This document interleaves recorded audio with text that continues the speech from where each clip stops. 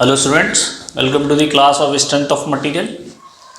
Student, last class में हम लोगों ने डिफ्लेक्शन का इंट्रोडक्शन पार्ट देखा था कि डिफ्लेक्शन बेसिकली होता क्या है, स्लोप क्या होती है, राइट, और इन दोनों का जो यूज़ है वो डिज़ाइन में क्या होता है। तो बेसिकली डिज़ाइन में दो तरह के क्राइटेरिया होते हैं, ठीक है, as I discussed earlier in the classes, right. तो जो डिज़ाइन है बच्चों वो दो तरीके का कौन कौन सा है, वो है एक है स्ट्रेंथ क्राइटेरिया और एक है रिजिडिटी क्राइटेरिया। स्ट्रेंथ क्राइटेरिया की बात जब कभी भी हम करते हैं बच्चों, हम सबसे पहले स्ट्रेस को फाइंड आउट करते हैं कि किसी भी पर्टिकुलर मेंबर में क्रिटिकल पॉइंट पे कितनी मैक्सिमम स्ट्रेस जनरेट हो रही है, पहले उसको फाइंड आउट करो। और जब हम उस स्ट्रेस को फाइंड आउट कर लेते हैं तो उसका कंपैरिजन हम किससे कराते हैं, उसका कंपैरिजन हम कराते हैं जो मटेरियल की स्ट्रेंथ होती है। अगर वो स्ट्रेस उस मटेरियल की स्ट्रेंथ से कम है तो हम डिज़ाइन को सेफ मानते हैं, अगर वो स्ट्रेस उस मटेरियल की स्ट्रेंथ से ज़्यादा होती है तो उस डिज़ाइन को हम अनसेफ मानते हैं, राइट। और जब अनसेफ हो जाता है डिज़ाइन तो फिर हम अपने डिज़ाइन में चेंजेस करते हैं ताकि हम उस स्ट्रेस को जनरेट ना होने दे जो स्ट्रेंथ से ज़्यादा आ रही है, ठीक है। फिर डायमेंशन में हम चेंजेस करते हैं, ठीक है। फैक्टर ऑफ सेफ्टी वाला मैंने कॉन्सेप्ट आपको बताया था। फिर सेकंड बात है, यहाँ तो हमने बात अभी क्या की, स्ट्रेंथ की करी कि अगर हम स्ट्रेंथ के बेसिस पे बात करें तब डिज़ाइन कैसे करते हैं। तो जो भी डिज़ाइन स्ट्रेंथ के बेसिस पे होता है उसको हम कहते हैं strength criteria, right. And whenever we are talking about the deformation, right, deformation कितना है, क्रिटिकल डिफॉर्मेशन कितना हुआ, राइट। अगर मैं स्ट्रेन के बेसिस पे बात करूं या डिफॉर्मेशन के बेसिस पे बात करूं, फॉर एग्जांपल मैं कह देता हूं कि कोई भी पर्टिकुलर मेंबर है उस पर एक पर्टिकुलर फोर्स लगा हुआ है, लेट अस सपोज वो टेंसाइल फोर्स है, उस टेंसाइल फोर्स से आने वाला जो डिफॉर्मेशन है हमने बोला 40 mm है, कि अगर 40 mm से ज़्यादा डिफॉर्मेशन इस बॉडी में हुआ या इस मेंबर में हुआ तो ये मेंबर फेल माना जाएगा। क्लियर हुई बात, ये मेंबर फेल माना जाएगा। अच्छा, ये कैसे डिसाइड करते हैं, देखो जो परमिसिबल डिफॉर्मेशन होता है उसका डिसीजन कैसे लिया जाता है बच्चों। जैसे मान लो कोई पर्टिकुलर मेंबर है, उसकी एक स्ट्रेंथ है, तो स्ट्रेंथ क्या होगी, स्ट्रेंथ भी क्या होती है, मेगा पास्कल में मेजर की जाती है। कहने का मतलब है कि एक मेंबर है उसमें मैंने फोर्स लगाया तो उसमें स्ट्रेस जनरेट हुई, जैसे जैसे फोर्स उसमें अप्लाई कर रहे हैं वैसे वैसे स्ट्रेस जनरेट होती जा रही है। तो एक पॉइंट ऐसा आएगा जिस पॉइंट पे वो जो स्ट्रेस है उस पर्टिकुलर मेंबर की स्ट्रेंथ के बराबर हो जाएगी। तो जब इस कंडीशन में कितना डिफॉर्मेशन उस पर्टिकुलर मेंबर में हुआ है वो कहलाएगा आपका परमिसिबल डिफॉर्मेशन। कहने का मतलब है कि जो डिफॉर्मेशन किसी पर्टिकुलर मेंबर की स्ट्रेंथ पे क्रिएट होता है उसको हम कहते हैं परमिसिबल डिफॉर्मेशन, यानी कि इससे ज़्यादा डिफॉर्मेशन हम अलाउ नहीं कर सकते कि मैक्सिमम डिफॉर्मेशन इस मेंबर में इतना हो सकता है।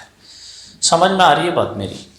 तो अब हम क्या कहते हैं कि अगर हम डिज़ाइन में स्ट्रेंथ की बात ना करें, हम सिर्फ डिज़ाइन में, डिज़ाइनर क्या करता है, डिज़ाइनर सिर्फ ये प्रोवाइड करता है कि अगर किसी भी पर्टिकुलर मेंबर में जिसकी डायमेंशन इतनी रखी हुई है और उस पर एक पर्टिकुलर फोर्स लगा हुआ है तो इस कंडीशन में मैक्सिमम डिफॉर्मेशन जो बियर कर सकती है बॉडी वो इतना कर सकता है। समझ में आ रही है बात। मैं क्या कहना चाह रहा हूँ कि अगर कोई भी मेंबर है उसकी कुछ ना कुछ डायमेंशन तो रही होंगी, जब डायमेंशन रही होगी, ठीक है, और हमने फिर फोर्स लगाया, तो जब फोर्स लगाया तो मैंने बोला कि इस मेंबर की जो मैक्सिमम डिफॉर्मेशन की कैपेसिटी है वो इतना है, ये इससे ज़्यादा बियर नहीं कर सकता, 40 mm से ज़्यादा नहीं बियर कर सकता। तो जब कभी भी मैं अपना डिज़ाइन डिफॉर्मेशन के बेसिस पे करता हूँ तब हम उस क्राइटेरिया को कहते हैं रिजिडिटी क्राइटेरिया। क्योंकि हम बात किसकी कर रहे हैं, हम मेंबर के रिजिडनेस की बात कर रहे हैं। रिजिडनेस अगर ज़्यादा, ऑब्वियसली अगर बॉडी ज़्यादा रिजिड है तो उसमें कम डिफॉर्मेशन होगा। समझ में आ रही है बात। इसीलिए डिफॉर्मेशन का जो लिंक होता है बच्चों सीधा सीधा किससे होता है, रिजिडिटी से होता है, राइट। तो we can say that the whenever we want to speak rigidity criteria or we can say that कि there are two criteria in the design of structure. First is strength criteria, and second one is the rigidity criteria, right? Or whenever we want to design on the basis of deformation, that means we are talking about the rigidity criteria. So whenever we are talking about the rigidity criteria in beams, note my point, in beams, then हमें क्या देखना है? We will have to see the deflection and slope of the beam under the particular loading condition, right? तो किसी भी particular loading condition में हमको अगर रिजिडिटी क्राइटेरिया के बेसिस पे बात करनी है तो हमें कहाँ फोकस करना है? हमें डिफ्लेक्शन और स्लोप पे फोकस करना है। कब? जब हम बीम की बात कर रहे हैं। तो बीम में अगर रिजिडिटी क्राइटेरिया को फिट करना है तो हमें डिफ्लेक्शन और स्लोप निकालना पड़ेगा, राइट? और in last class we have discussed also the sign convention of deflection and slope, right? और हमने ये देखा था कि जो हम स्लोप और डिफ्लेक्शन के जो साइन कन्वेंशन में लेंगे, क्या लेंगे कि जो क्लॉकवाइज होगी हमारी स्लोप उसको हम नेगेटिव ट्रीट करेंगे और जो एंटी क्लॉकवाइज होगी स्लोप उसको हम पॉजिटिव ट्रीट करेंगे, राइट? और डिफ्लेक्शन के भी हमने साइन कन्वेंशन देखे थे कि अगर डाउनवर्ड डिफ्लेक्शन हमें मिल रहा है तो वो एज अ नेगेटिव ट्रीट किया जाएगा, और जो पॉजिटिव वाई डायरेक्शन होती है अगर उसमें अपवर्ड अगर हमें डिफ्लेक्शन मिल रहा है देखने को तो वो पॉजिटिव ट्रीट किया जाएगा। तो साइन कन्वेंशन की हमने बात करी थी और हमने लास्ट क्लास में ये भी प्रूफ किया था कि हम क्लॉकवाइज जो स्लोप होती है उसको नेगेटिव क्यों मानते हैं, क्योंकि वो कैलकुलेशन करने पे नेगेटिव ही आती है, राइट? वो कैलकुलेशन करने पे नेगेटिव ही आती है। तो बच्चों अब हमें थोड़ा सा आगे मूव करना है। हमें ये देखना है कि प्रोसीजर क्या होता है डिफ्लेक्शन और स्लोप को फाइंड आउट करने का, राइट? तो सबसे पहले आज हम हेडिंग डालेंगे कि determination of slope and deflection, heading डालेंगे। एक्सप्रेशन फॉर भी कर सकते हैं, एक्सप्रेशन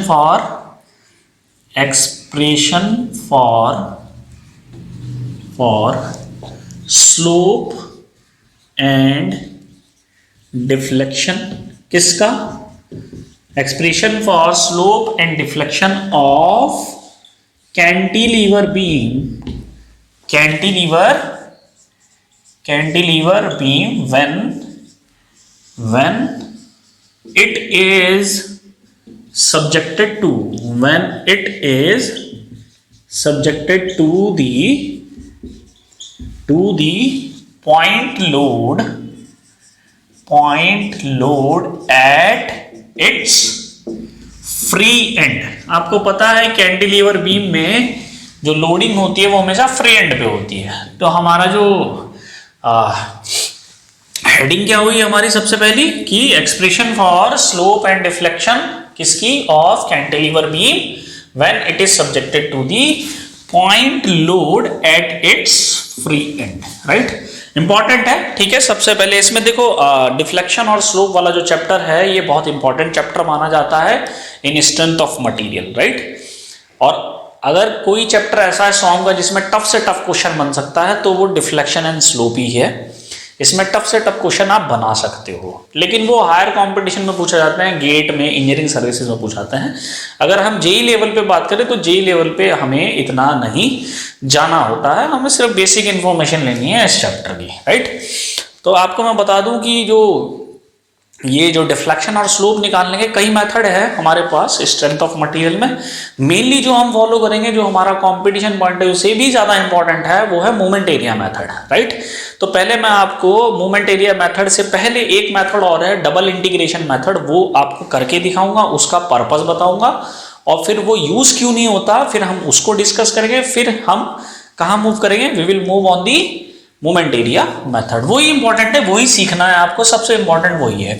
और उस मेथड में सबसे इंपॉर्टेंट बात यह है कि अगर आप एसएफडी बीएमडी में वीक हैं, अगर आप एसएफडी बीएमडी अच्छे से ड्रॉ नहीं कर सकते तो वो मेथड आप यूज नहीं कर पाओगे, राइट? तो मोमेंट एरिया मेथड आपको आना है, सॉरी एसएफडी बीएमडी आपको बहुत जरूरी आना चाहिए अगर आपको मोमेंट एरिया मेथड लगाना है तो, राइट? इसीलिए मैं डिफ्लेक्शन ऑफ बीम से पहले एसएफडी बीएमडी को पढ़ाता हूं, राइट? तो सबसे पहले हम बात करते हैं, सबसे पहला मेथड है हमारा मेथड 1, ठीक है? मेथड 1 जिसका नाम क्या है? Double integration method, double integration method. कहीं कहीं ये मेथड बड़ा यूजफुल है और कहीं कहीं इस मेथड के बड़े डिमेरिट्स हैं। ठीक है, देखेंगे कहाँ पर यूज करते हैं कहाँ नहीं। तो बच्चों अभी बात कर रहे थे कि कैंटिलीवर बीम जो है उसका हमने डिफ्लेक्शन और स्लोप फाइंड आउट करना है कब, जब उसके एक एंड पे, फ्री एंड पे पॉइंट लोड लगा हुआ हो। तो अब मैंने एक कैंटिलीवर बीम बनाया सपोज, ठीक है। अब ये कैंटिलीवर बीम जो है वो मैं इस साइड से क्यों बना रहा हूँ वो मैं एक्सप्लेन करूँगा अभी। Let us suppose small W आपका फ्री एंड पे एक पॉइंट लोड लगा हुआ है, ठीक है। देखो बच्चों, अब इस फिगर को बनाने का क्या तरीका क्यों है, क्यों मैंने ऐसा फिगर बनाया, क्योंकि मैं चाहता हूँ कि जो मेरे कोऑर्डिनेट हैं और जो मेरी डायरेक्शन है वो सेम रहे। ठीक है, देखो मान लो मैं एक सेक्शन लेता हूँ यहाँ पे और सेक्शन लिया है मैंने यहाँ से, ठीक है। ध्यान से समझना बच्चों, ये इंपॉर्टेंट पॉइंट है। तो कोऑर्डिनेट भी मेरे कैसे चलेंगे, मेरा ये कोऑर्डिनेट है ना जिसमें हम इक्वेशन लिख रहे हैं, ठीक है। कोऑर्डिनेट क्या है मेरा, y मैंने पॉजिटिव लिया है और x मेरा ये है, ये मेरा कोऑर्डिनेट है। तो x की वैल्यू 0 यहाँ पे है, यानी x यहाँ से स्टार्ट हो रहा है। अब हम क्या करते हैं अपनी, अब देखो x यहाँ से स्टार्ट हो रहा है और इधर को जा रहा है, यहाँ भी x यहाँ से स्टार्ट हो रहा है और इधर को जा रहा है, क्योंकि सेक्शन हमने लोड से लिया हुआ है। तो यानी कि जब सेक्शन जब हमने लिया है उसकी डायरेक्शन और कोऑर्डिनेट की डायरेक्शन सेम है, तब हम कहेंगे कि हमारे साइन कन्वेंशन सही रहेंगे। ठीक है, तो हमें ये फिगर बनाना पड़ेगा इस कोऑर्डिनेट के हिसाब से।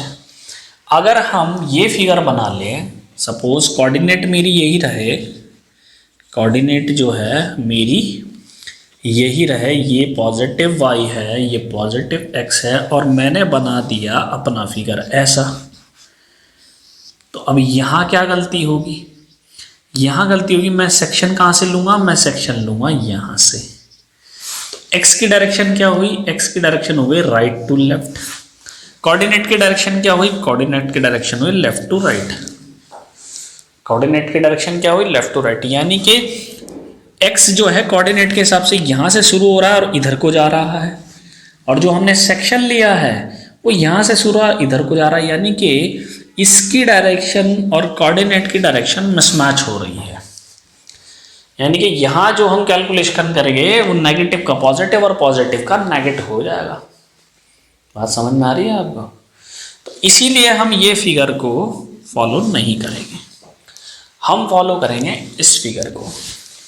ठीक है, आई होप आपको ये चीज समझ में आ गई हो जो मैं कहना चाह रहा हूँ।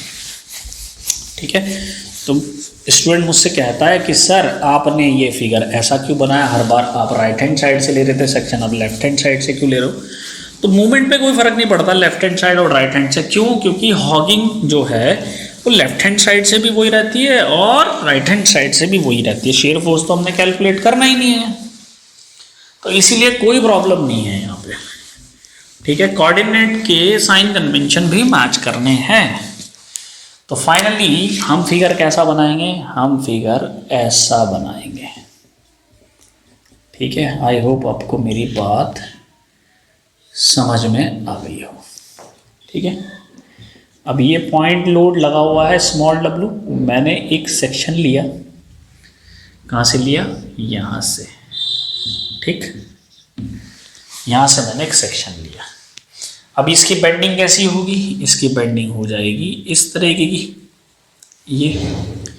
तो यहाँ से लेके यहाँ तक ये कितना होगा मेरा y मैक्स, और क्या हो रहा है कि जो स्लोप होगी मेरी बेसिकली ये, ठीक है, स्लोप क्या आ रही है मेरी, एंटी क्लॉकवाइज। स्लोप क्या आ रही है मेरी, एंटी क्लॉकवाइज। ये बात समझ में आ रही है बच्चों? स्लोप क्या आ रही है, एंटी क्लॉकवाइज, और ये होगी मेरी मैक्सिमम स्लोप।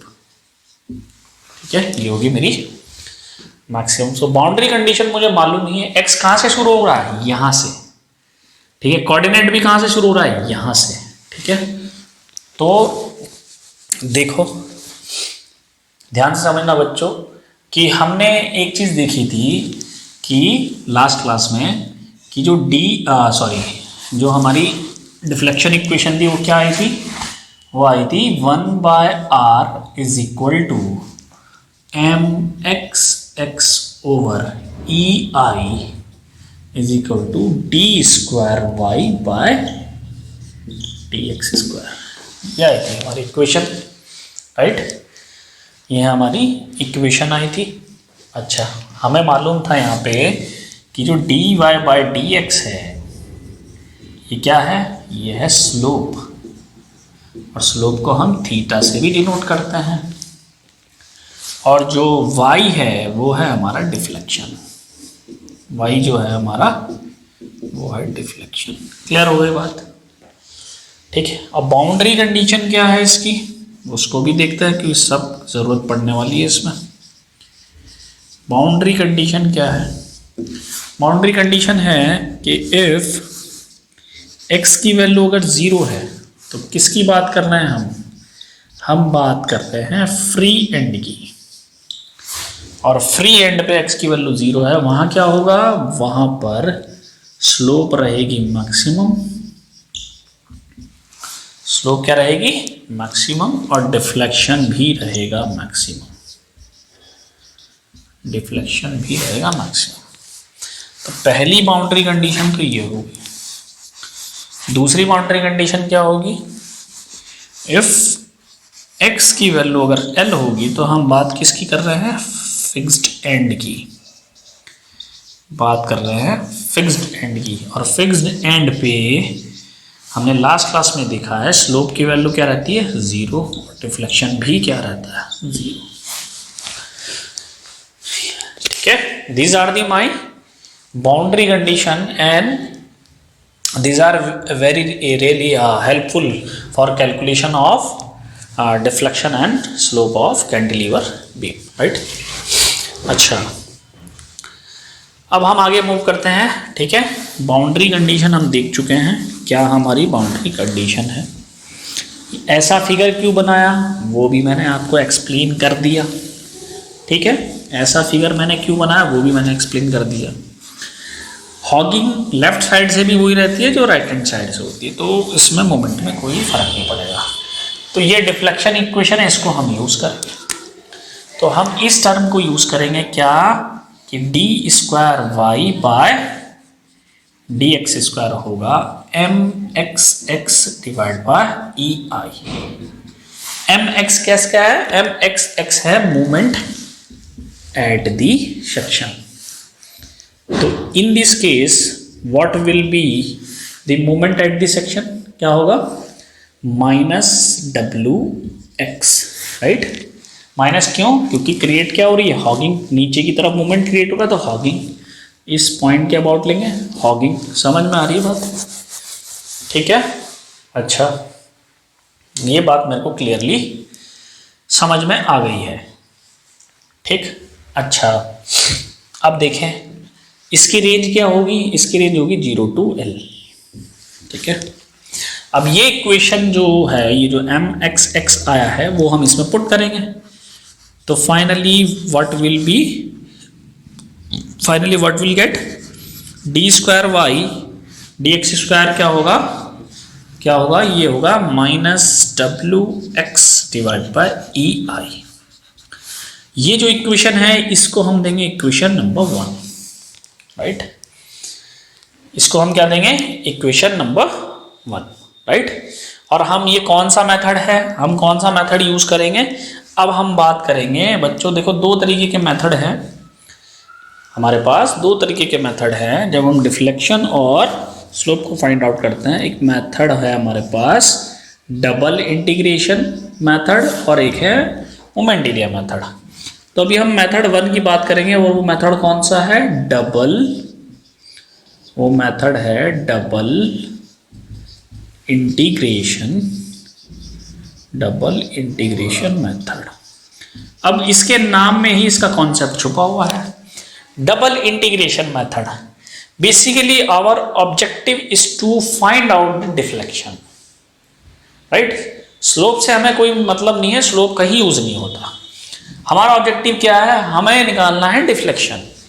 ठीक है, इसीलिए इसका नाम लिखा गया है डबल इंटीग्रेशन, क्योंकि जो इक्वेशन मेरे पास है अगर मैं इसको 2 बार इंटीग्रेट कर देता हूं तो मेरे पास y आ जाएगा, और y क्या होता है हमारा डिफ्लेक्शन होता है।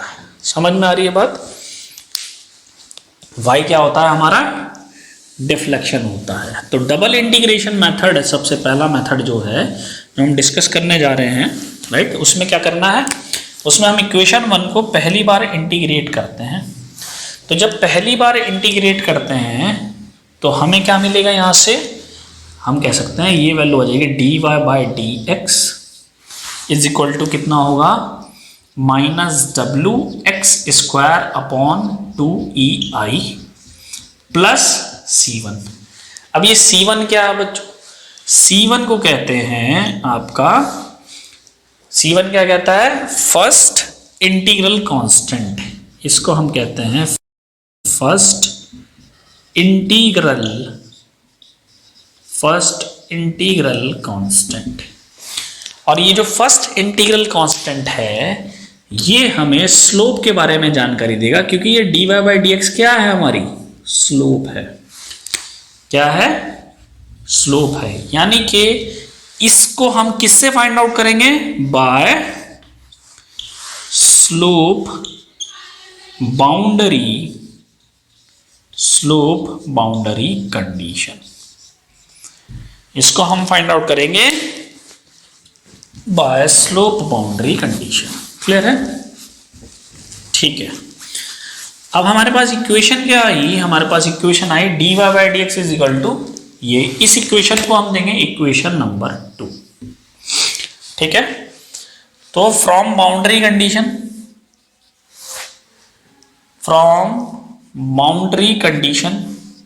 क्या है कि अगर मैं कहूं x की वैल्यू मेरी 0 है, तो हम किस बात की बात कर रहे हैं, हम इस पॉइंट की बात कर रहे हैं जो मेरा फ्री एंड है।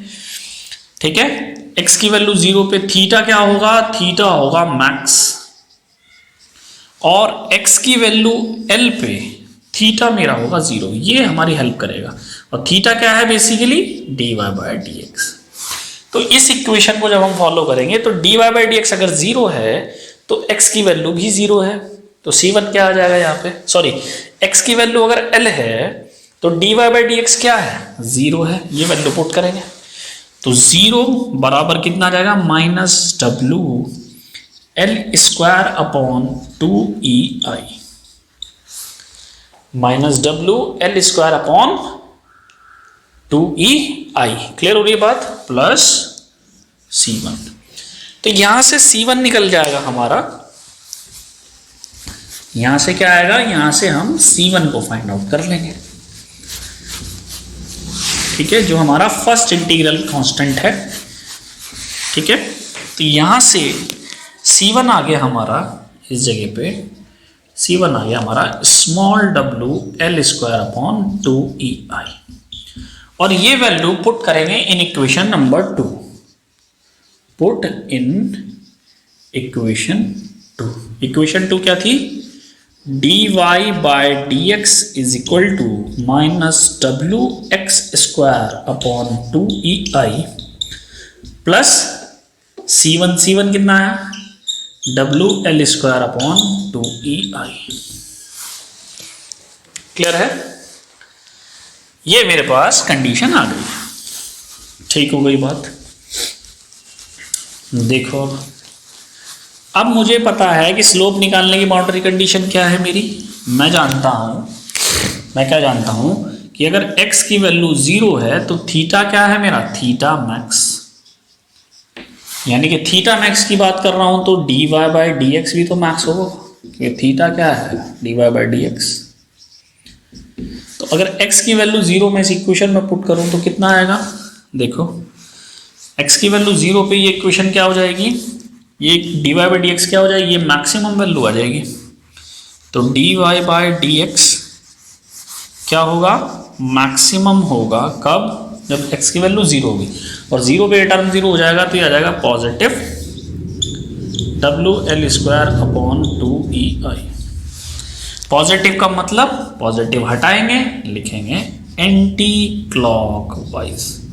क्या एंटी क्लॉकवाइज आ रही है इस फिगर में मेरी, बिल्कुल आ रही है। देखो स्लोप क्या बन रही है, एंटी क्लॉकवाइज, यहाँ से शुरू हुए और यहाँ को गए। बिल्कुल ठीक। तो ये है मेरी मैक्सिमम स्लोप, ठीक है, ये मेरी मैक्सिमम स्लोप है, यानी कि स्लोप तो हम निकाल चुके हैं, मैक्सिमम स्लोप हम निकाल चुके हैं, ठीक है। देखो अब आगे चलते हैं। मैक्सिमम स्लोप हमने निकाल ली, वाई डब्ल्यू एल स्क्वायर अपॉन 2EI। अब हमें निकालना है मैक्सिमम डिफ्लेक्शन।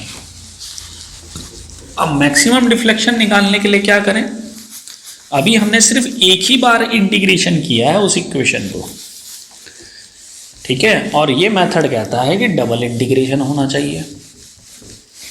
ये मेथड क्या कहता है, ये मेथड कहता है कि इंटीग्रेशन जो है मेरा वो डबल होना चाहिए, तभी तो हमारा डिफ्लेक्शन निकलेगा। तो जो हमारी इक्वेशन 2 थी, इक्वेशन 2 कितनी आई थी, इक्वेशन 2 आई थी हमारी dy by dx is equal to minus W X square upon 2EI plus C1, और C1 पता है हमारा कितना आता है, W L square upon 2EI।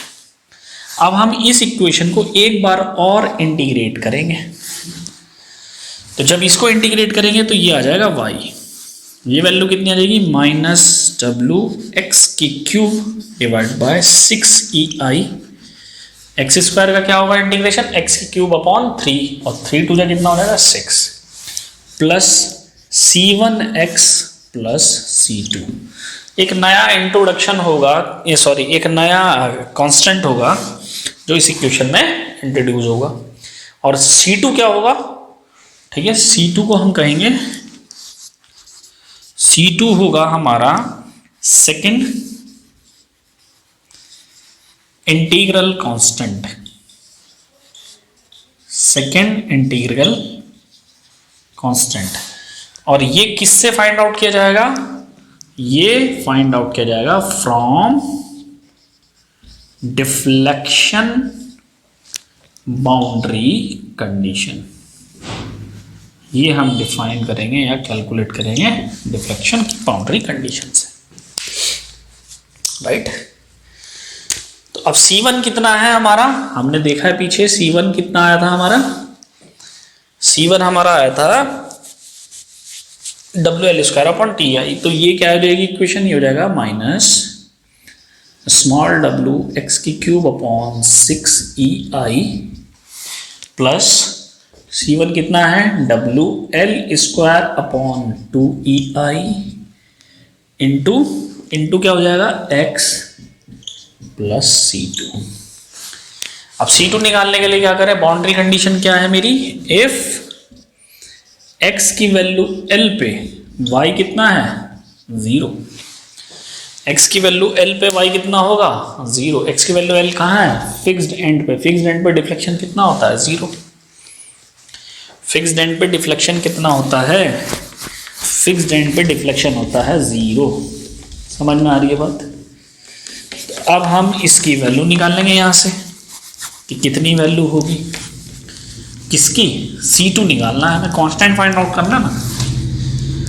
तो C2 निकालने के लिए हम ये वैल्यू पुट करेंगे किसमें, इक्वेशन नंबर 3 में, इसको हम मान लेते हैं इक्वेशन नंबर 3। ये वैल्यू पुट करेंगे, जब ये वैल्यू पुट हो जाएगी इसमें कितना आ जाएगा, ये वैल्यू होगी 0, x की वैल्यू L पुट करेंगे तो कितना आएगा, माइनस डब्ल्यू एल की क्यूब अपॉन 6EI प्लस ये वैल्यू कितनी हो जाएगी, ये भी हो जाएगा डब्ल्यू एल की cube upon 2EI plus C2। तो 6EI एलसीएम हो जाएगा, ये 3 आएगा और ये 1 आएगा और ये 3 आएगा, ठीक है। तो ये C2 कितना आ जाएगा, C2 हो जाएगा माइनस, यहाँ से C2 हम निकाल लेंगे, ये आ जाएगा डब्ल्यू एल की क्यूब अपॉन 3EI, ये C2 आ जाएगा हमारा, ठीक है। तो अब C2 को जो हमने निकाला है वो इक्वेशन नंबर 3 में पुट करेंगे, पुट इन इक्वेशन 3। तो तो y की वैल्यू कितनी आ गई? y की वैल्यू आ गई हमारी -wx³/6ei plus WL²/2ei into x, और C2 कितना आया है? WL³/3ei, यही पाया है। अब बाउंड्री कंडीशन क्या कहती है कि इफ x की वैल्यू अगर 0 होगी तो y क्या होगा? मैक्सिमम। x की वैल्यू 0 पुट कर देंगे इसमें, तो जब 0 पुट करेंगे तो ये टर्म 0 हो जाएगा, ये टर्म 0 हो जाएगा, बचेगा क्या? इतना। तो y की वैल्यू y मैक्स कितनी हुई? स्मॉल WL³/3ei, ये माइनस का आएगा बच्चों, कैलकुलेट करके देख लेना, ये माइनस का आएगा, ठीक है, ये माइनस आ जाएगा। यहाँ पर देखो क्या आएगा, ये है ना, इस वैल्यू को आप कैलकुलेट करोगे तो ये कितना आ जाएगा? ये देखो, ये माइनस है, ये माइनस है, और ये कितना आ जाएगा? 3, तो ये पॉजिटिव आएगा, और जब पॉजिटिव आएगा तो लेफ्ट साइड में जाके नेगेटिव हो जाएगा ये, ठीक है, ये वैल्यू नेगेटिव है। तो ये जो नेगेटिव हमें मिलेगा मैक्सिमम, इस नेगेटिव को हम क्या करेंगे? इस नेगेटिव को हम हटाएंगे, और जैसे ही नेगेटिव हटेगा ब्रैकेट में लिखेंगे डाउनवर्ड, डाउनवर्ड। समझ में आ गई बात? क्लियर है? तो ऐसे हमने देखा कि जो मैक्सिमम डिफ्लेक्शन है और जो मैक्सिमम स्लोप है उसको हम फाइंड आउट कर चुके हैं, उसको हमने फाइंड आउट कर लिया है। किस केस में? कैंटिलीवर बीम के केस में। कब? जब उस बीम पे फ्री एंड पे पॉइंट लोड लगा हुआ है। समझ में आ गई बात? अब कुछ पॉइंट्स हैं जो डिस्कस करने हैं, वो बहुत इंपॉर्टेंट हो जाते हैं इस टॉपिक के अकॉर्डिंग, ठीक है। देखो, हमने देखा क्या कि जब ये कंडीशन है तो जो मैक्सिमम स्लोप आया मेरा, कितना आया?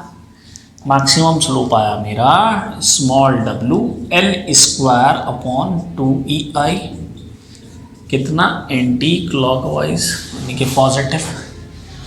और डिफ्लेक्शन देखा, ये आया WL³/3ei, ये आया डाउनवर्ड, ठीक। अब ध्यान से समझे, देखो EI दोनों टर्म में आ रहा है।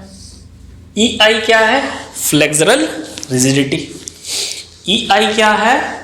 Product of young modulus end moment of inertia is called flexural rigidity. EI basically क्या है? EI है फ्लेक्सरल रिजिडिटी, जो मैंने लास्ट टाइम पे छोड़ दी थी बतानी, इसको हम यहाँ डिस्कस कर लेते हैं। मैंने कहा था ना डिफ्लेक्शन में हम फ्लेक्सरल रिजिडिटी को डिस्कस करेंगे, ठीक है। तो सबसे पहले हेडिंग डालते हैं कि फ्लेक्सरल रिजिडिटी क्या है, उसको देख लेते हैं। फ्लेक्सरल रिजिडिटी, चूंकि रिजिडिटी क्राइटेरिया है तो रिजिडिटी जब तक नहीं आएगी तब तक बात नहीं बनेगी। तो फ्लेक्सरल रिजिडिटी क्या है? It is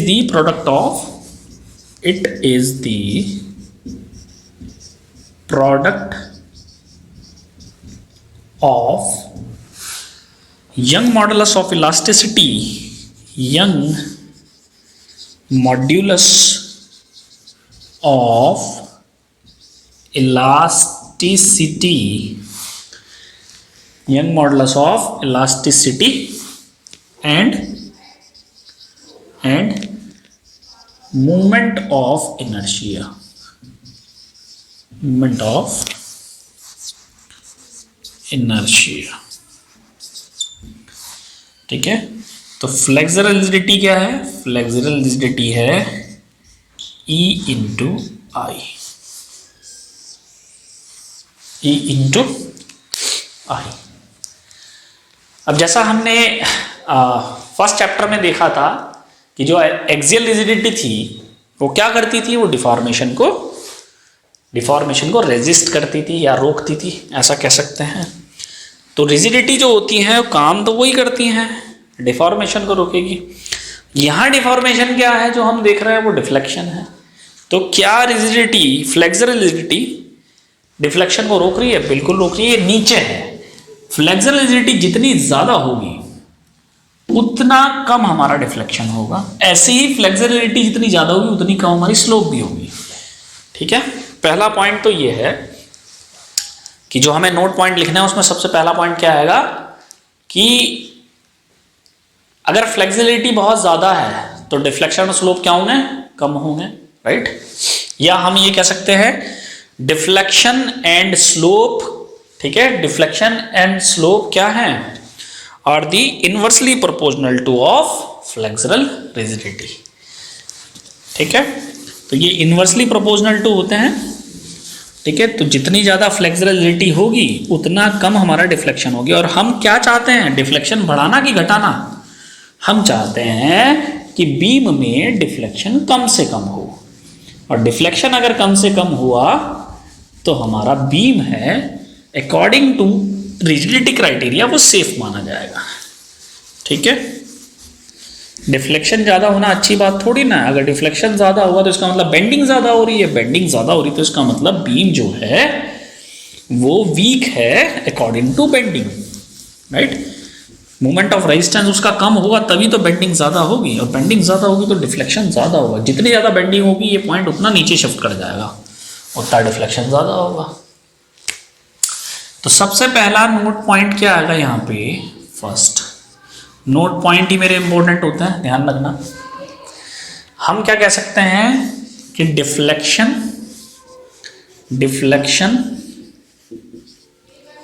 and slope are inversely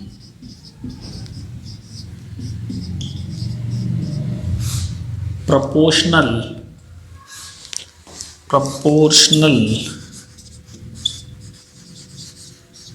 to the flexural rigidity.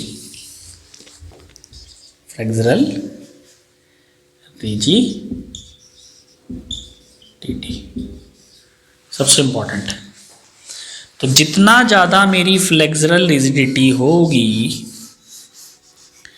जितनी ज्यादा मेरी फ्लेक्सुरल रिजिडिटी होगी उतना मेरा कम डिफ्लेक्शन होगा, उतनी मेरी स्लोप कम होगी। जितना मेरा डिफ्लेक्शन कम होगा चांसेस ऑफ फेलियर भी उतने कम होंगे, चांसेस ऑफ फेलियर उतने कम। क्यों? क्योंकि अगर मेरी EI ज्यादा होगी तो मेरा मोमेंट ऑफ रेजिस्टेंस ज्यादा होगा। मोमेंट ऑफ रेजिस्टेंस अगर ज्यादा होगा तो बेंडिंग मेरी कम होगी।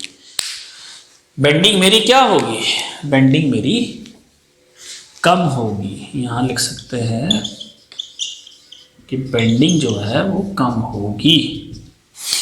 सेम इसका उल्टा भी हो सकता है, अगर EI कम रहा तो डिफ्लेक्शन ज्यादा, स्लोप ज्यादा, chances of failure more, moment of resistance less and bending more, right. तो फर्स्ट पॉइंट क्या है? Deflection and slope are the inversely proportional to the flexural rigidity. तो सही अच्छी बात क्या है? फ्लेक्सुरल रिजिडिटी ज्यादा से ज्यादा होनी चाहिए। कब है ये बात? For given point load and length, ये ध्यान रखना है। For given load and length. समझ में आ गई बात? ठीक है, ये पॉइंट हमें समझ में आ गया, इंपॉर्टेंट पॉइंट है, ये इंपॉर्टेंट पॉइंट है। ठीक है, अगर मेरा W, देखो लोड को कभी भी हम लोड हम कंट्रोल नहीं करते, लोड होता है। अब बीम पे इतना लोड है तो है, अब हमें उस लोड के करस्पॉन्डिंग डिजाइन करना है। ऐसा नहीं होता कि हम अपने डिजाइन के करस्पॉन्डिंग लोड लगाते हैं, ऐसा कभी नहीं होता। लोड जो होता है वो अनसर्टेनिटी रहती है, लोड की कोई सर्टेनिटी नहीं है, वो कभी भी ज्यादा हो सकता है। लोड का हमें कभी भी प्रिडिक्शन नहीं कर पाते हम एक पर्टिकुलर लोड के करस्पॉन्डिंग डिजाइन करते हैं, हम उल्टा नहीं करते, हम डिजाइन लोड के करस्पॉन्डिंग नहीं करते हैं। समझ में आ रही है बात? ठीक है, ऐसा नहीं है कि पहले डिजाइन कर दिया फिर उस पर लोड लगाया, पहले लोड देखते हैं कितना है, उसके करस्पॉन्डिंग डायमेंशंस निकाल ली जाती है। उल्टा थोड़ी ना होगा, फोर्स नहीं है तो डायमेंशंस कैसे निकलेगी? क्लियर है? ठीक है, तो इसीलिए ये पॉइंट लोड तो हम चेंज नहीं कर सकते। अब मैंने कहा कि मैं लेंथ इतनी रखता हूँ, मेरे पास स्पेस इतना ही अवेलेबल है, इससे ज़्यादा मैं लगा ही नहीं सकता बीम को। तो उस केस में फिर हम फ्लेक्सिबल रिजिडिटी को देखते हैं कि फ्लेक्सिबल रिजिडिटी हम कितनी रखेंगे, डिफ्लेक्शन कम से कम हो। पहली बात। सेकंड पॉइंट, आपने एक चीज नोट करी होगी, जो डिफ्लेक्शन है उसमें L क्यूब आ रहा है और जो स्लोप है उसमें L स्क्वायर आ रहा है। इसका मतलब जो डिफ्लेक्शन है वो स्लोप से हमेशा एक हायर ऑर्डर का होगा। समझ में आ रही है बात? जो डिफ्लेक्शन है वो स्लोप से हमेशा एक हायर ऑर्डर का होता है। कि अगर मुझे डिफ्लेक्शन है मेरे पास, तो अगर मैं उस डिफ्लेक्शन का डिफरेंशिएशन कर दूं तो मुझे स्लोप मिल जाएगी, या फिर स्लोप है तो उसका मैं इंटीग्रेशन कर दूं तो मुझे डिफ्लेक्शन मिल जाएगा। ठीक है, ये बात हमें समझ में आ गई। सेकंड पॉइंट है deflection of beam, deflection of beam is one higher order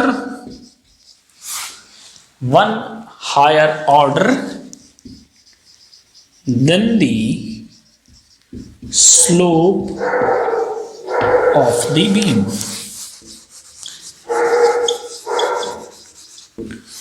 Slope of the beam. Clear हो रही है बात? ठीक है, y बेसिकली क्या है? y जो है वो वन हायर ऑर्डर होगा, वन हायर ऑर्डर। क्यों? क्योंकि यहां L की क्यूब आ रहा है। वन हायर ऑर्डर किससे? स्लोप से। स्लोप में कितना आ रहा है? L square.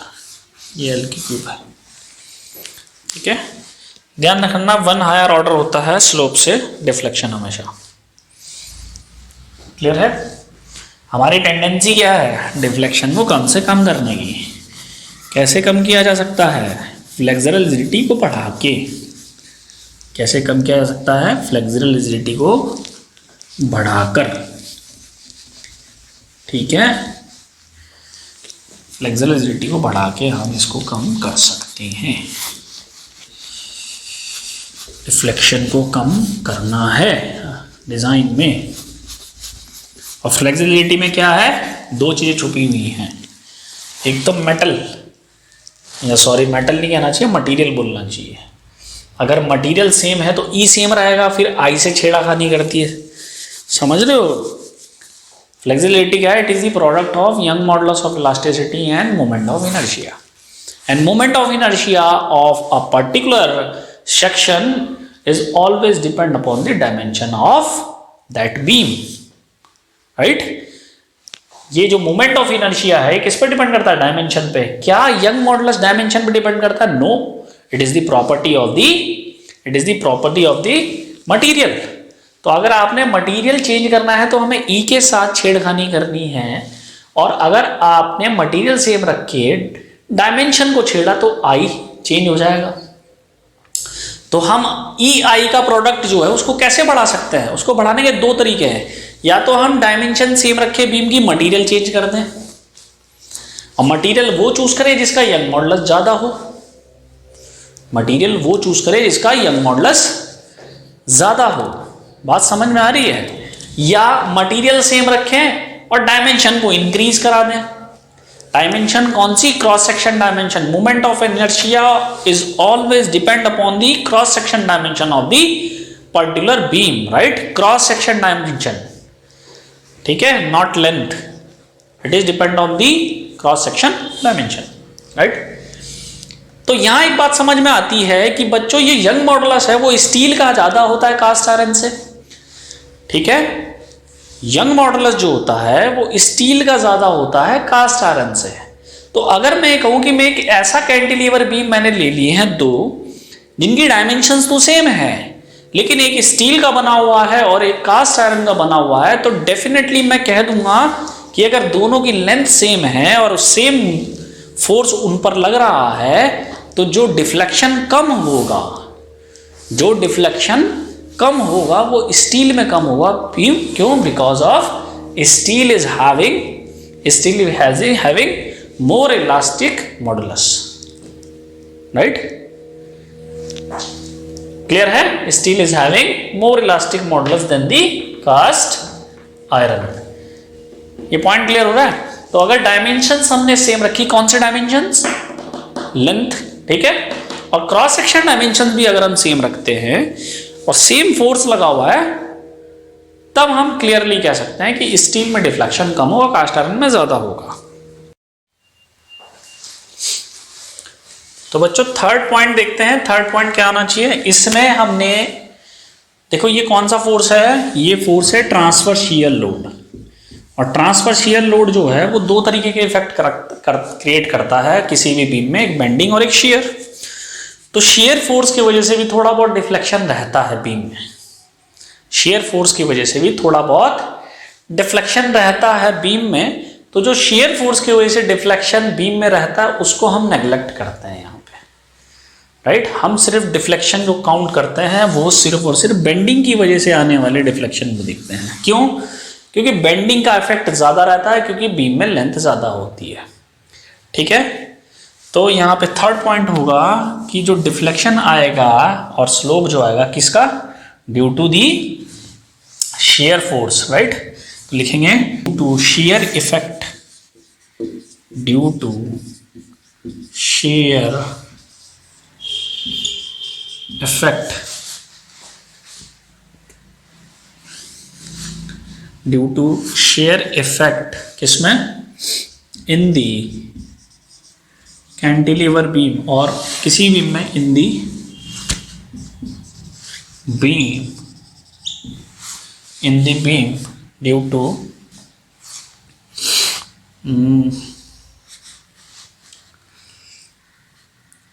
due to less shear effect in the beam, the deflection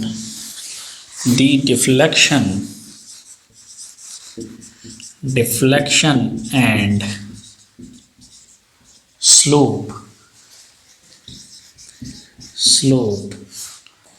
the deflection and slope will be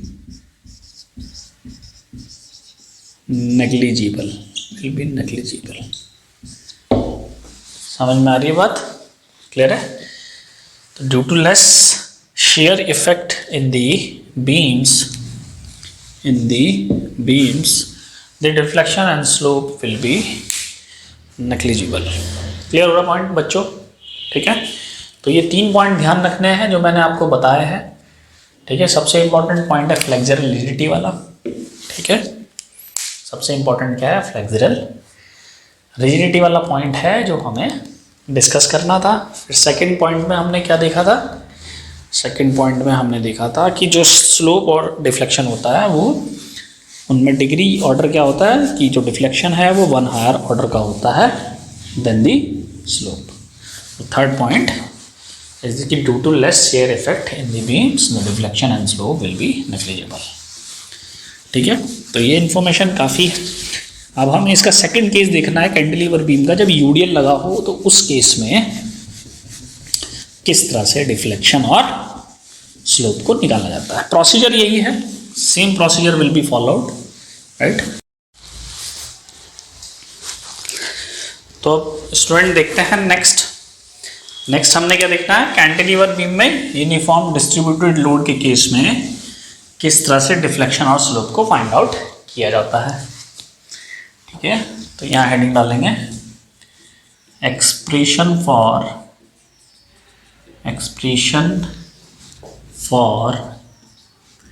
deflection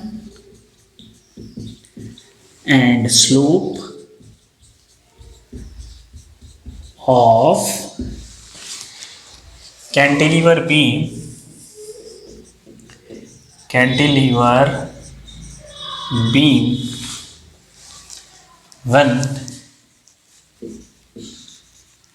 when it is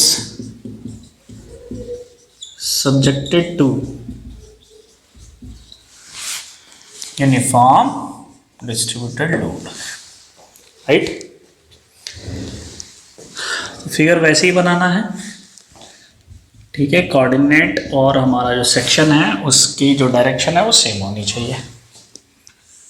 ये हमने कैंटिलीवर बीम को ड्रॉ कर दिया इस तरीके से, क्लियर है।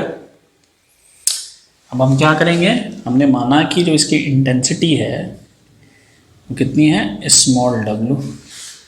वहाँ पर फोर्स था स्मॉल w, यहाँ पर इंटेंसिटी है, क्लियर है। वहाँ पर इंटेंसिटी है। लेट अस सपोज इसकी लेंथ कितनी है, l, ठीक है। लेंथ कितनी है, l। तो इस क्वेश्चन में लोड इंटेंसिटी कितनी है हमारी, लोड इंटेंसिटी है स्मॉल w, क्लियर है। तो टोटल लोड पॉइंट पे कितना होगा, पॉइंट लोड कितना आ जाएगा टोटल यूडीएल के केस में, इसको हम कैपिटल W से दिखाएंगे, ये बराबर होगा स्मॉल w इंटू एल। समझ में आ गई बात बच्चों। ये पॉइंट लोड होगा जो हमारा लग रहा होगा कहाँ पे, यूडीएल के केस पे सेंटर में, क्लियर है। अब मान लो एक सेक्शन ले लेते हैं हम, यहाँ से हमने एक सेक्शन लिया, ये x डिस्टेंस पे सेक्शन है हमारा, ठीक है। तो अब हम इस सेक्शन के अंदर जो लाई कर रहा है, अब सेक्शन हमारा यहाँ से है, ध्यान रखना है, कोऑर्डिनेट भी हमारा यहीं से होता है। तो आपको मालूम है कि जो मूवमेंट होता है वो सेक्शन x पे कितना आ जाएगा, कितना है, शेयर फोर्स आया W इंटू एक्स, कितनी डिस्टेंस पे लगेगा, x/2 पे, ये डिस्कस कर चुका हूँ मैं। तो ये वैल्यू आ जाएगी स्मॉल w x²/2, ठीक है। ये मेरा मोमेंट आ गया, नेगेटिव पॉजिटिव, ये रहेगा नेगेटिव का, क्यों, क्योंकि हॉगिंग मोमेंट लग रहा है, ठीक है। मोमेंट कहाँ लगेगा, नीचे को, ये सेंटर में लगेगा स्मॉल w इंटू एक्स, और ये डिस्टेंस कितनी है, डिस्टेंस है x/2, ठीक है, क्लियर है। इस पॉइंट के अबाउट मूवमेंट लिया था ना सेक्शन में, तो ये भी कितना है x/2, तो wx इंटू x/2। तो डिफ्लेक्शन इक्वेशन क्या है हमारी, डिफ्लेक्शन इक्वेशन है हमारी 1/r mxx divide by EI is equal to क्या होगा, d²y बाय dx²। ये हमारी डिफ्लेक्शन इक्वेशन आ गई, ठीक है बच्चों। ये हमारी डिफ्लेक्शन इक्वेशन है। अब इसी से हम डिफ्लेक्शन फाइंड आउट करेंगे, इसी से हम डिफ्लेक्शन जो है फाइंड आउट करेंगे। तो बच्चों इस इक्वेशन से क्या आएगा हमारे पास, d²y divide by dx² is equal to 1/EI into mxx कितना है, -wx²/2, ठीक है। तो इस इक्वेशन को हम लिख सकते हैं d²y divide by dx² minus के wx²/2EI, क्लियर है। इसको हम मान लेते हैं इक्वेशन 1, इसको हम क्या मान लेते हैं, इक्वेशन 1 मान लेते हैं, ठीक है। इसको हमने इक्वेशन 1 मानी है, आगे कैलकुलेशन करेंगे। देखते हैं, इसको इंटीग्रेट करेंगे फर्स्ट टाइम। इसको हमने इंटीग्रेट किया, कितना आएगा, ये वैल्यू हो जाएगी dy/dx माइनस डब्लू एक्स की क्यूब अपॉन 6ei। क्लियर है, एक्स की क्यूब बाई 3 हो जाएगा प्लस c1। इसको मानते हैं इक्वेशन 2। आपको पता ही ये प्रोसीजर मैं बता चुका हूँ क्या करना है। बाउंड्री कंडीशन कि इफ़ x की वैल्यू 0 होगी तो y की वैल्यू क्या रहेगी, y मैक्स, और dy/dx क्या रहेगा, ये भी रहेगा मैक्सिमम वैल्यू। और x की वैल्यू अगर L होगी तो y की वैल्यू हो जाएगी 0 और dy/dx भी हो जाएगा 0। ठीक है, ये वैल्यू यहाँ पुट करेंगे। dy/dx 0 कब होगा, जब x की वैल्यू L होगी। 0 इज इक्वल टू कितना हो जाएगा, माइनस के WL की cube upon 6ei plus c1। c1 कितना आ गया, WL की क्यूब अपॉन 6ei। क्लियर है, ये हमारा c1 आ गया जो हमें कांस्टेंट निकालना था। इसको रब करेंगे, देखो ये इक्वेशन थी हमारी और c1 हमारे पास है ही। c1 हमारे पास है, कितना है, अपना है। तो ये आ गया dy/dx is equal to minus WX की cube upon 6ei plus WL की क्यूब अपॉन 6ei। ठीक है, फिर एक और बाउंड्री कंडीशन लगाएंगे बच्चों, जैसा मैंने आपको बताया है क्या, कि इफ़ x की वैल्यू 0 रहेगी तो स्लोप क्या रहेगी, सॉरी हाँ, x की वैल्यू 0 रहेगी तो स्लोप क्या रहेगी, मैक्सिमम। यानी कि dy/dx क्या रहेगा, ये रहेगा मैक्सिमम। तो जब ये मैक्सिमम रहेगा तो ये वैल्यू कितनी आ जाएगी, ये वैल्यू आएगी हमारी, कितना हो जाएगा, तो ये हो जाएगा dy/dx कितना, मैक्स, dy/dx मैक्स कितना, x की वैल्यू 0 तो ये टर्म हो गया 0, ये बचा, तो ये आ जाएगा स्मॉल WL की क्यूब अपॉन 6ei। पॉजिटिव आ रही है, इसका मतलब एंटी क्लॉकवाइज।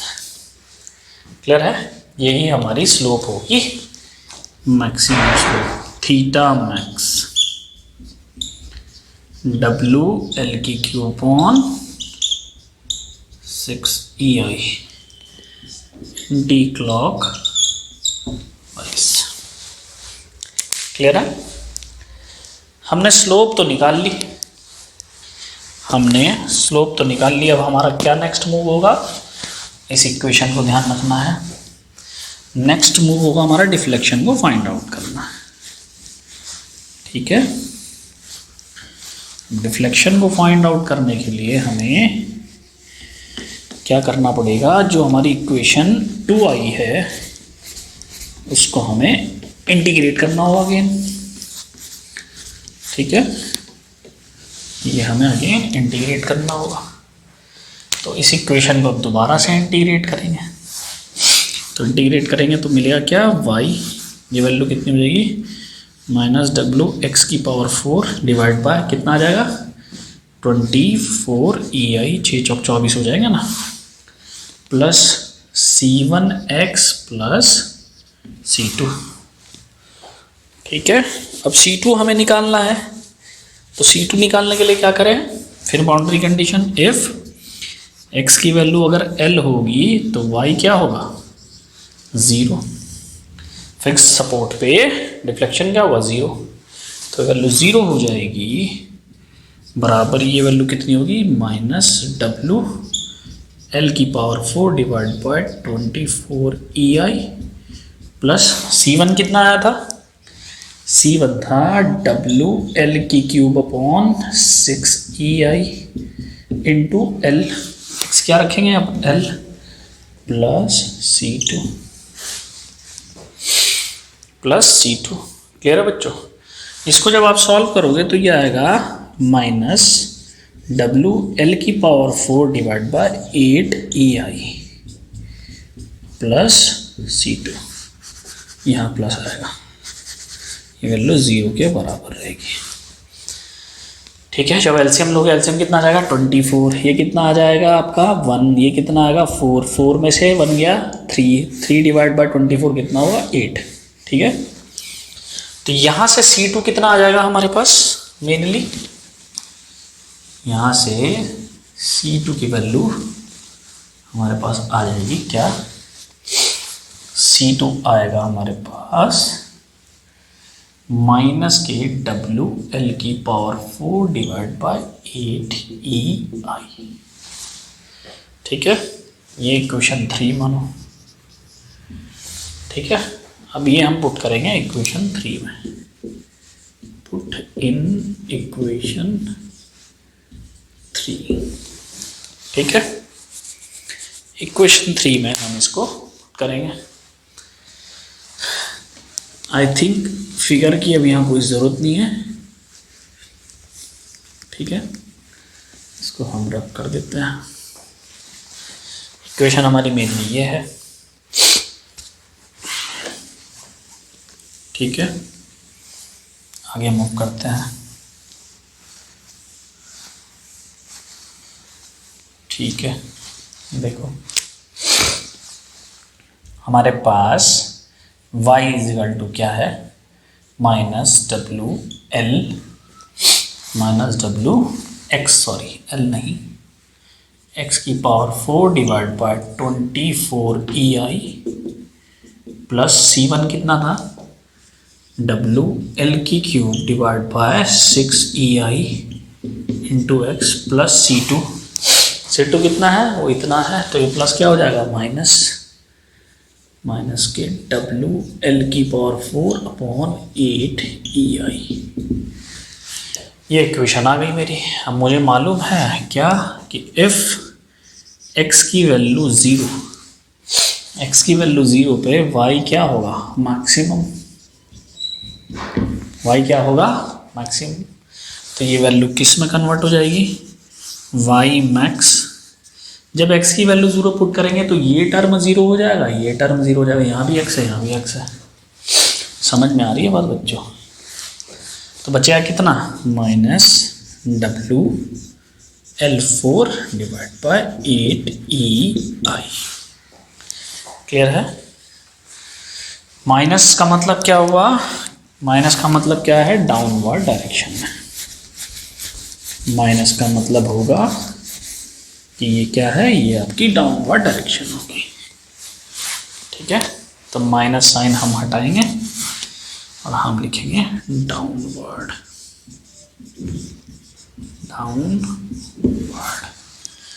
क्लियर है?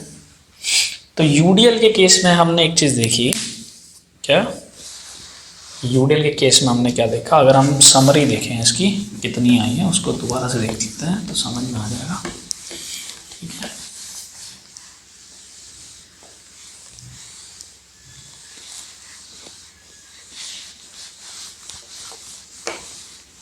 यहाँ से मूव करते हैं।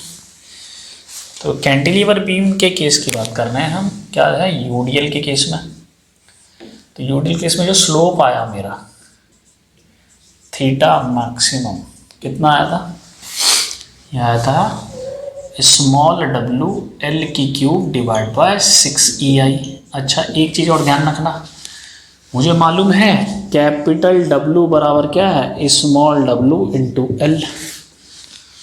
तो यहाँ क्या करते हैं, स्मॉल w इंटू L को एक साथ रख लेते हैं, ये L स्क्वायर कर देते हैं डिवाइड बाय 6EI कर देते हैं।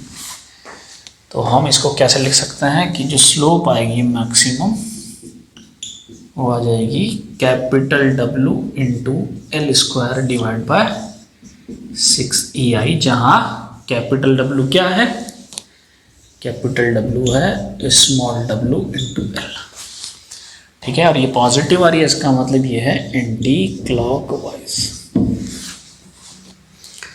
ये यूडीएल के केस में हुआ जब हम बात कर रहे हैं सिंपली सपोर्टेड बीम की, ठीक है। डिफ्लेक्शन कितना आया,